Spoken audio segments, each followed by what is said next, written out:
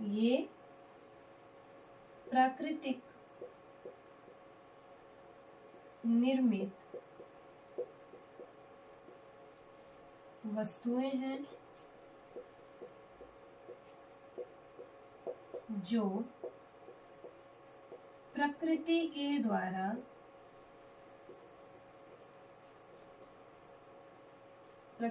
द्वारा बनाए गए हैं। ठीक है, झील हो गए, नदी हो गए, पहाड़ हो गए, तो ये सब जो है प्रकृति के द्वारा ही बनाए गए हैं, इसमें मनुष्य का कोई हाथ नहीं है। क्यों नहीं भाई, बताइए, क्या झील और पहाड़ मनुष्य बना सकता है? आप सोच के देखिए, नदी मनुष्य बना सकता है? नहीं बना सकता। ये सब प्रकृति के हाथ में है, ये प्रकृति का देन है।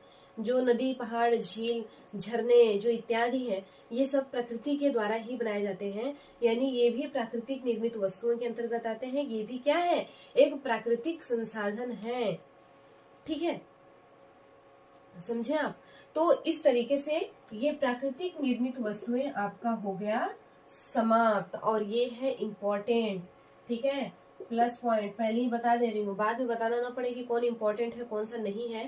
इसीलिए मैं साथ में पढ़ाऊंगी और साथ में बताते चलूंगी कि कौन सा पॉइंट इम्पोर्टेंट है कौन सा नहीं है। ठीक है, तो ये भी इम्पोर्टेंट है, इसे भी नोट डाउन कर लीजिएगा आप लोग।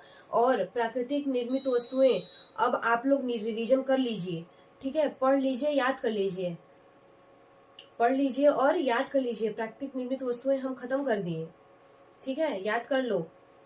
और आगे अब नेक्स्ट क्लास में हम प्राकृतिक निर्मित वस्तुएं या इसकी उपयोगिता के बारे में पढ़ेंगे। ठीक है, उपयोगिता में भी ज्यादा नहीं पढ़ने हैं, लेकिन फिर भी पढ़ने हैं, तो एक तरीके से पूरी खत्म हो जाएगी। फिर हम लोग आएंगे किस पर?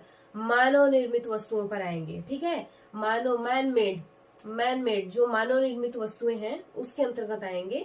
अभी प्राकृतिक निर्मित वस्तुएं में जितने भी पॉइंट थे वो एंडिंग किए हैं, अभी उपयोगिता बाकी है, यूटिलिटी अभी प्राकृतिक निर्मित वस्तुओं की पढ़ने हैं थोड़े से। तो ये आप लोग नोट डाउन कर ले। मिलते हैं नेक्स्ट क्लास में, अब तक लिए ओके बाय, टेक केयर। आप लोग पढ़ते रहिए, रिविजन करते रहिए।